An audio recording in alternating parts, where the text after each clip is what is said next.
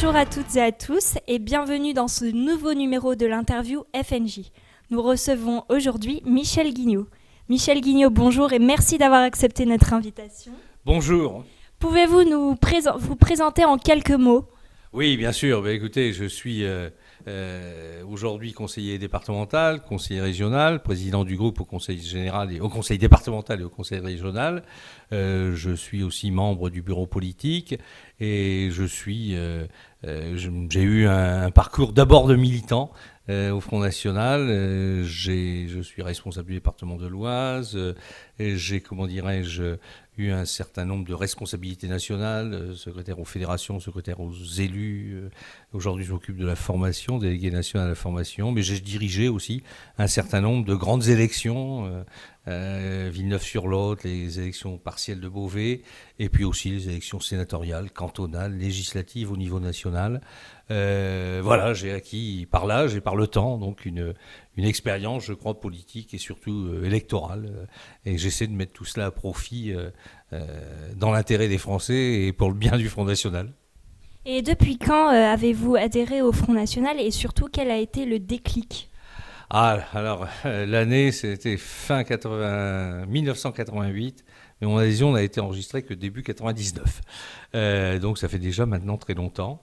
J'ai milité sans discontinuer au sein du Front National. J'ai toujours été fidèle à la direction du mouvement. Et puis, ce qui m'a fait adhérer, j'étais à l'époque commerçant, issu d'une famille de commerçants. Et puis devant ce que j'avais pu constater dans la ville donc, où j'exerçais mon métier de commerçant, j'ai vu cette ville se transformer au fil des années, notamment par l'arrivée de l'immigration à Noyon. Et puis la précarité, la pauvreté dans certains quartiers, des quartiers ouvriers, des gens qui évidemment étaient à la peine, même en travaillant. C'était un des éléments déclencheurs. Et aussi le fait que j'ai compris assez rapidement, faisant un peu de syndicalisme professionnel en tout cas, que si l'on n'avait pas le levier politique, on ne pouvait pas agir sur la vie du pays. Donc vous êtes président du groupe Front National au Conseil régional de Picardie.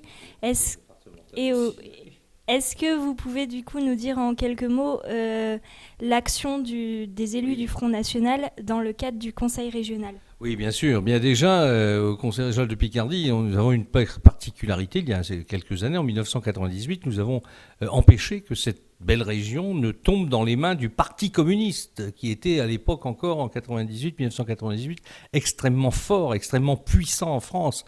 Et c'était faire un véritable marchepied aux émules de Georges Marchais dans cette région. Nous avons donc fait en sorte que cette région ne passe pas à la gauche la plus dure à l'époque, alors que d'ailleurs des gens à l'époque de feu le RPR et de l'UDF souhaitaient offrir cette région à la gauche la plus dure.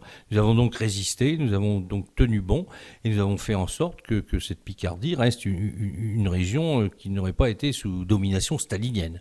Et puis nous avons combattu, comme dans un certain nombre de régions, la gabegie, la gestion dispensieuse, nous avons aussi fait en sorte de limiter les dégâts, même en étant dans l'opposition. Et puis nous avons été aussi une opposition constructive quand les propositions ont été bonnes, quand des projets étaient des projets qui nous ont paru aller dans l'intérêt des populations et des électeurs qui nous avaient élus. Nous les avons soutenus, votés, et nous avons fait un certain nombre aussi de propositions, comme possibilité, par exemple, pour les chômeurs d'avoir des transports gratuits lorsqu'ils vont à un entretien pour du travail.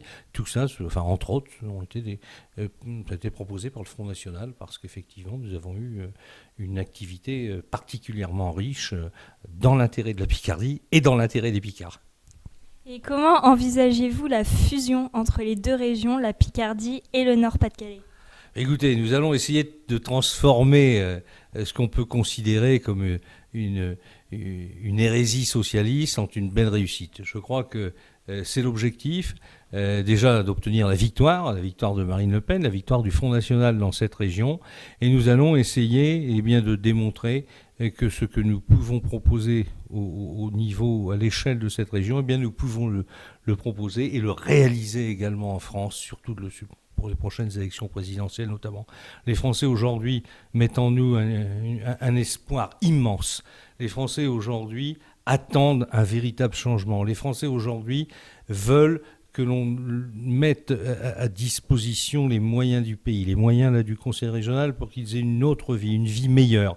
Il faut aussi penser, vous êtes jeunes, et il faut aussi penser bien sûr aux jeunes donc, de cette région, mais aussi à ceux qui sont aujourd'hui, mais à ceux qui vont voir le jour d'ici quelques années et qui auront, comment dire, à continuer. Nous allons semer, nous, un petit peu, avec cette fusion, nous allons semer le grain de l'avenir. Et donc, eh bien, ce sera à vous, certainement, de le moissonner. Alors maintenant, j'ai une question un peu plus personnelle. Est-ce que vous avez un livre qui vous a particulièrement plu et que vous voudriez nous conseiller ? Oui, alors c'est un livre très terre-à-terre, si je puis dire. Je vous conseille de le lire parce qu'il éclaire beaucoup de dessous un petit peu tordus de la politique, ou tout au moins des gouvernants. Il s'appelle « Les tueurs de la République ». Et je l'ai lu puisque j'achète beaucoup de livres et je l'ai lu pendant les vacances, que le reste de l'année, j'ai pas beaucoup de temps. J'ai lu ce livre et il éclaire et confirme en tout cas un certain nombre de choses que l'on peut savoir de bouche à oreille. Mais je vous le conseille. Les tueurs de la République, vous verrez, c'est quelque chose d'extrêmement intéressant sur parfois les côtés angéliques de certains de nos dirigeants et notamment M. Hollande, et qui par ailleurs n'hésite pas de manière un petit peu plus particulière à comment dirais-je, à donner des instructions qui ne sont pas qui ne relèvent pas du socialisme le plus pur.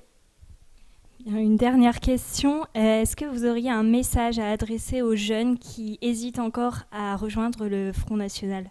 Oui, bien sûr. Je leur dis qu'ils ont tort. Il faut y aller à fond la caisse parce qu'on va gagner et qu'on va faire de la France un pays qui va retrouver sa grandeur, qui va retrouver une véritable joie de vivre. Et ce sont vous, les jeunes, qui allez réussir ça quand nous aurons mis la machine sur les rails. Merci à vous, Michel Guignot, d'avoir accepté notre invitation et merci de nous avoir écoutés.